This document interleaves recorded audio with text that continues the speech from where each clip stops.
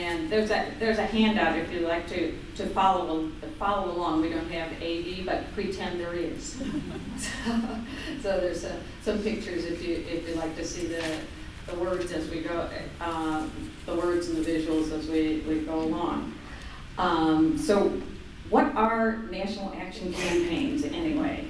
They're a sustained nationwide campaign with a strategic focus. There's local action with national support in a national action campaign, and they provide a way for the chapters, both the local and the state chapters, to get involved with coordinated actions throughout the country and work with the national now on specific issues to get specific measurable results. These campaigns are going to benefit now at all levels by maximizing our power and the impact that we can have with local chapters and states and on the issues that we've selected. They elevate now's visibility, which is good for now recruitment and money and the effect that we can have in our organization, as well as strengthening our grassroots. There are 2 national action campaigns that we're launching at this conference. One on marriage equality that we're talking about now, one on the Social Security glass ceiling, which we are talking about this afternoon, sometime soon. At 2, I believe. At 2. And so why these issues? There's a couple of reasons why we chose these 2 issues to start. There will be some other national action campaigns, and they have some things in common. One is that they are timely. Both issues have been very prominent recently. There's been a lot of work on Social Security, and we've been batting down the threats to benefits for women. And with marriage equality, we have come to a tipping point. We have had an incredible momentum, and we're really moving forward, and there's a chance to make some real strides in the next year or 2. So we're focusing on that.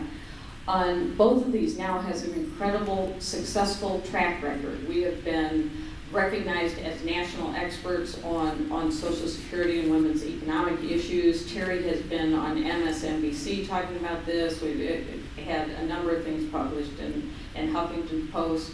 She has been an incredible force on our coalitions talking about Social Security. And so we have a lot of strength and recognition there. In marriage equality, we now has been in the forefront of pushing the envelope on this, taking early stands on marriage equality. And both of them, we have a potential impact to make a big impact for women. Our track record now has an incredible track record on lesbian rights and marriage equality specifically. We declared that marriage was a fundamental right that shouldn't be denied to same-sex couples as early as 1995. We started our first national education campaign in 2004 and made it a criterion for NOWPAC endorsement, which was a very early time to make that a criterion, kind of push some of our allies to do that. And now activists have been very, very active in working in the recent successes that we've had in especially the 2012 and the 2013 efforts to get marriage equality. The momentum, we've got 13 states that now have marriage equality, plus the District of Columbia. We have a huge momentum with, if you look at kind of the how they occurred, starting in, what was it, 2000, Massachusetts in 2004, and then we got 7 states between 2004 and 2011, and then just from November 2012 through now, we got another 7. So we've got a huge momentum going that we want to continue. That pace has just really picked up. And we've improved the public support. Public support in 2005 was about 28%. In just this short time, it is now over 50% around the country. We have come a huge way. We now have support by President Obama, finally, and a number of other public officials. So we've got a huge amount of support that is moving us way along. And now activists were active in getting those victories in Maryland and Washington State and New Jersey, where unfortunately it was vetoed, and Minnesota that beat down the ballot initiative and then turned right around and got marriage equality, with a huge amount of work from Minnesota now. In 2013, we were ecstatic when we added 3 states in just 1 month, and then got California again, finally.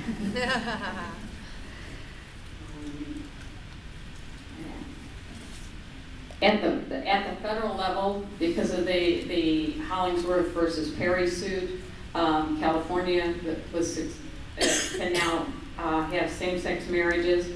In the Windsor suit,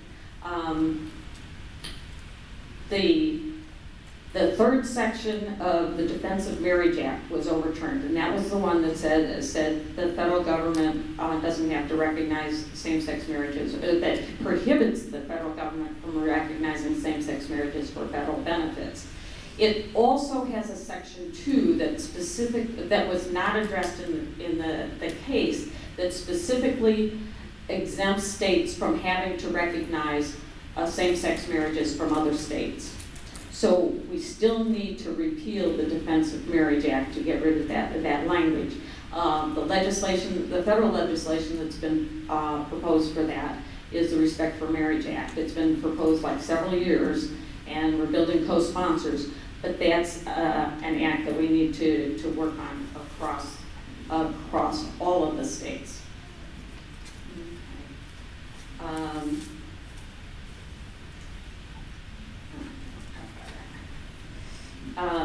The campaign goals. Was I doing the goals, or are you doing the goals? You can do them. Okay. Our long-term goal is to get marriage equality in every state. It's a matter of fairness. It's a matter of the dignity for same-sex couples. Goal is to get marriage in every state, and recognition for valid marriages of lesbian and gay couples. Our shorter-term goal is to win marriage equality in 25 states. We're halfway there. We can do it. We believe we can do it.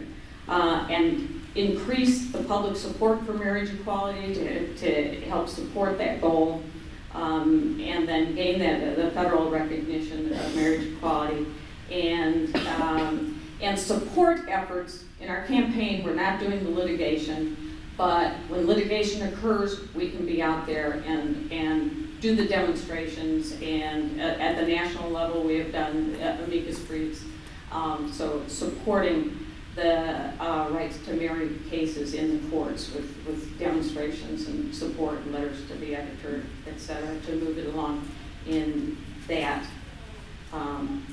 arena.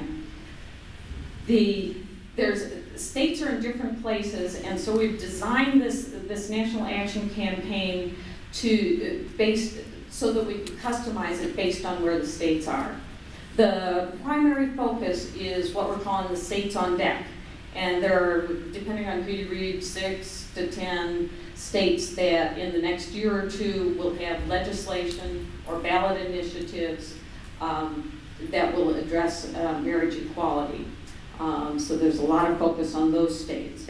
There are states on the bench that are pretty far away from getting those initiatives in their states, but as you can see from like when we started marriage equality, our education campaign in 2004, we did a lot of letters to the editor and workshops and forums and pushing the issue, and all those things contributed to increasing the public support, to lay the groundwork for the legislation that, or ballot initiatives that will come. That will eventually come, and we will get marriage equality in every one of those states, but we got to do some of the work to get it ready. And then we have what we're calling the supporting states, the states that have been successful, and especially the ones that have done it recently.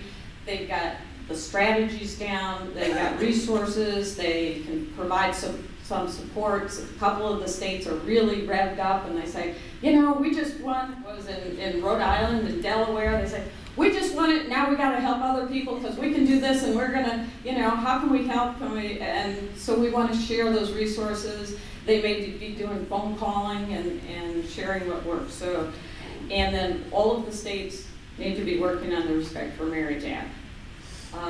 So that's kind of the overview of what this campaign is about. And then I'm going to let Abby talk about how we're going to go about doing that. And so Abby's our field director who's going to be most closely coordinating this work.